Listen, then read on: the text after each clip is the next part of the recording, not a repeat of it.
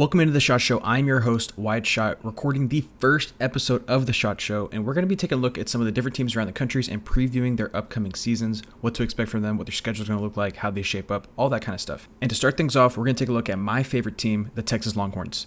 This was their first year in the SEC, obviously, and they went 11-1, losing to Georgia, and then losing to Georgia in the SEC championship game. But I think they really laid the foundation for what this program expects to be in the SEC, which is the fact that they think they can compete for national championships and SEC championships year in and year out. Now let's take a look at some of the best units from this past year's team, and I'm going to start off with the run defense, which I think was the best unit. You had Alfred Collins, who just got drafted. You had Vernon Broughton, who got drafted. You had Barron Sorrell, who got drafted.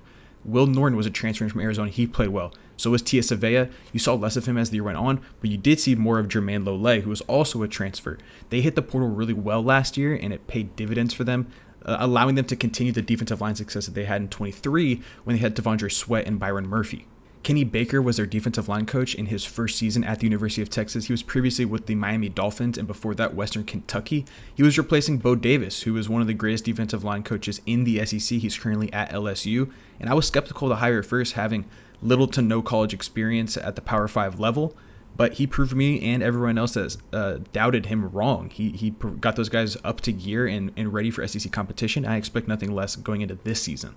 Staying on the defensive side of the ball, let's talk about the secondary, which was also amazing. You had Jahdae Barron back there, who won the Thorpe Award for the best defensive back in the country. You had Andrew Makuba, the transfer from Clemson, who was phenomenal for Texas this past year. One of the best safeties in the country. He goes second round in the NFL draft to the Philadelphia Eagles.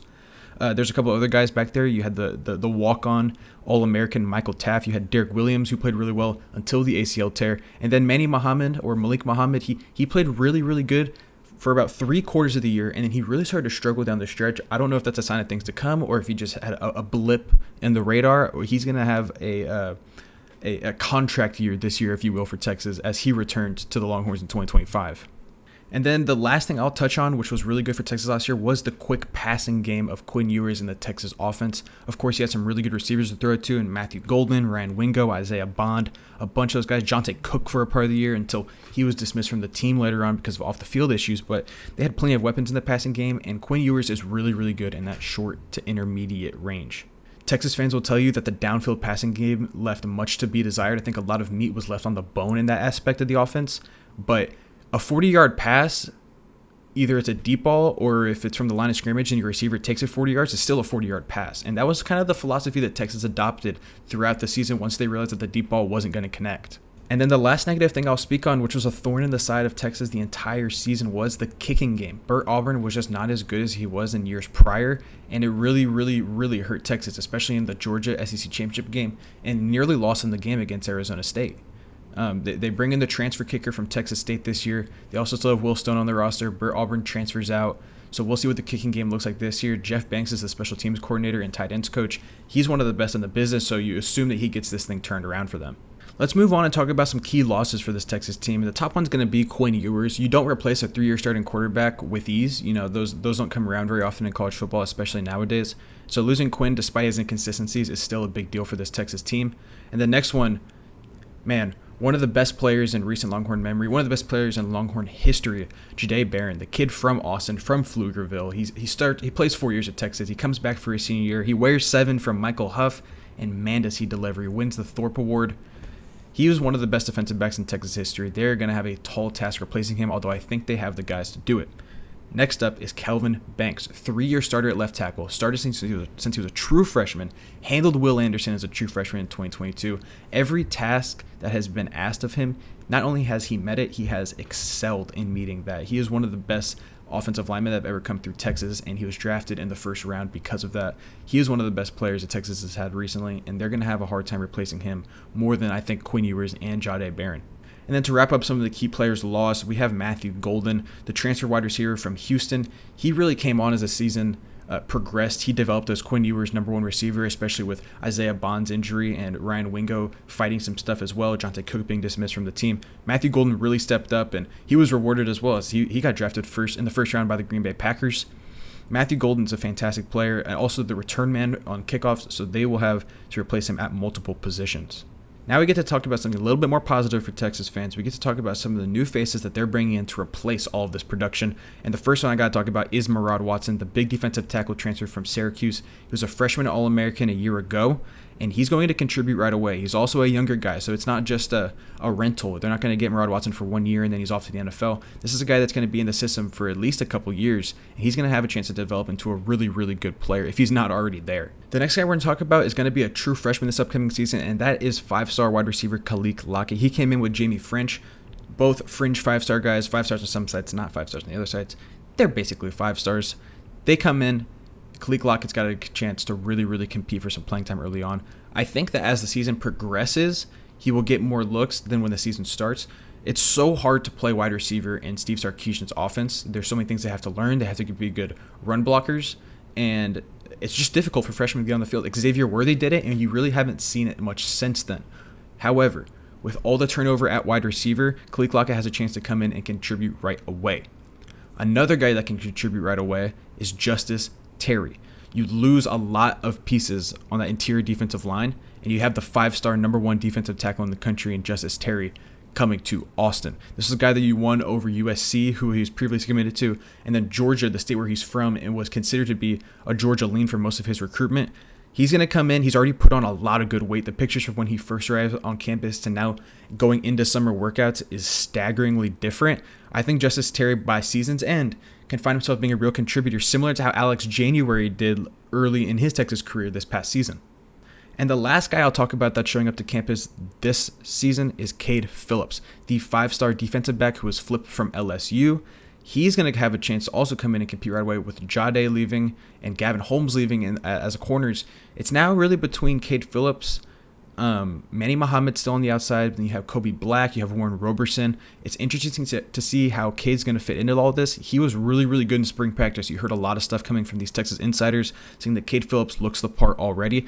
I think another guy, by season's end, watch how many snaps he's getting and see how much the coaching staff trusts him. I wouldn't be shocked if he carves out a role on special teams as well. He's a great athlete, and Texas will find a way to use him. Now we get to talk about some of the key players for Texas, and this is a star-studded group. Of course, at quarterback, you have Arch Manning, the prodigal son. There's not much I can say about Arch Manning that you don't already know.